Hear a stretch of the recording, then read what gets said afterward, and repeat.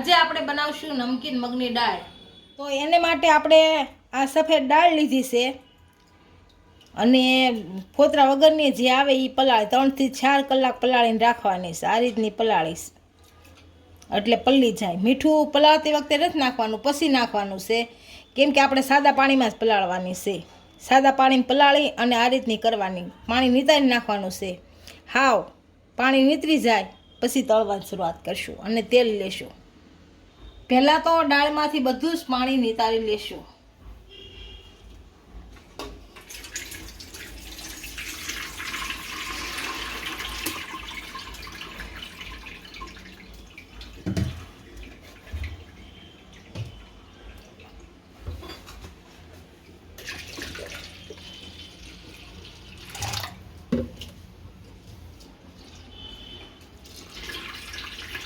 અને બધું પાણી કાઢીને પછી કોરી કરી નાખશું। હાવ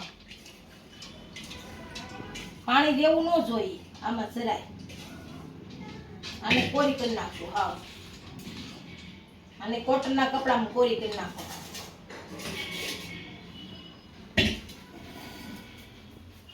આને બધું પાણી નીતરી ગયું છે, આને એક કપડામાં કોરી કરી નાખશું। આમાં નાખી દેશું, બધી કોરી કરી નાખશું। હાવ આમ નાખી દેશું એટલે કોરી થઈ જાય, પાણી ન રહેવું જોઈએ, કોરી કરી નાખવાની। હાવ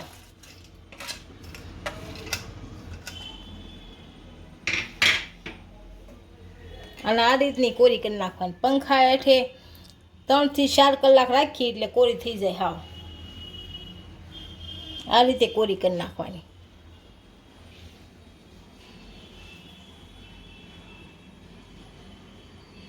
આનો ઓલો હોય એટલે આને કોરી કરી નાખાય। હમણાં કલાકથી 1.5 કલાક થઈ ગઈ છે અને આપણી દાળ હાવ સુકાઈ ગઈ છે જુઓ। અને એક વાસણમાં કાઢી લેશું। વાસણ લીધું પાસે, વાસણમાં કાઢી લેવું।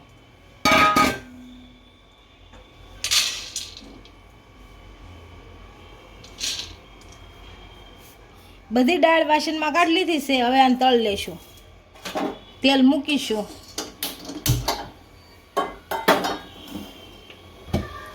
આમાં તેલ નાખી દઈશું।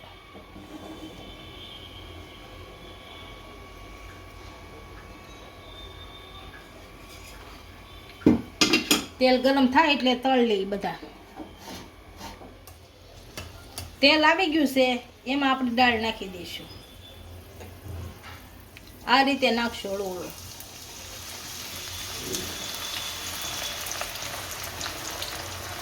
નાથી તળા દેશું।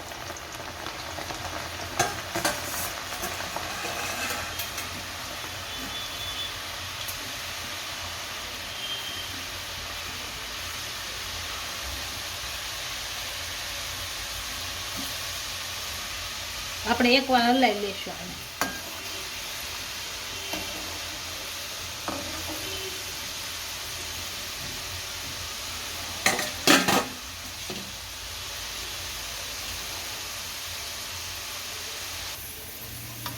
આપણી દાળ તળાઈ ગઈ છે, આને કાઢી લેશું। હવે બધી આ રીતે તળી નાખશું। આપણી મગની દાળ બધી તળાઈ ગઈ છે। હવે આમાં મીઠું એડ કરી દઈશું। આ રીતે ભેળવશું। સરસ થઈ ગઈ કકડી।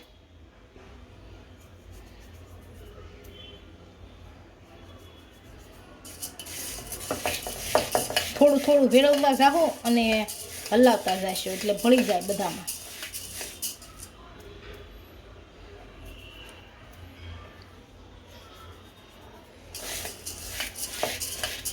આપણી નમકીન મગની દાળ તૈયાર થઈ ગઈ છે। એક ડીશમાં સર્વ કરી લઈએ।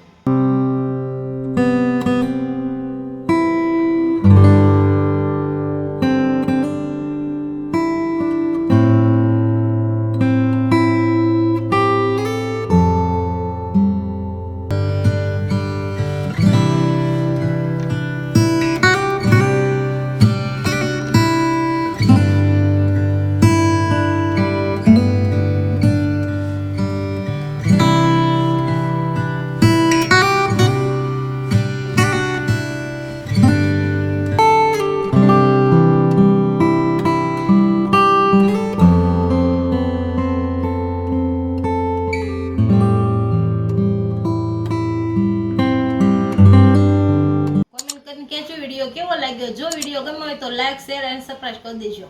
મળીએ નવા વિડીયો સાથે. ઇન્સ્ટાગ્રામ અને ફેસબુક ફોલો કરવા નહીં ભૂલતા.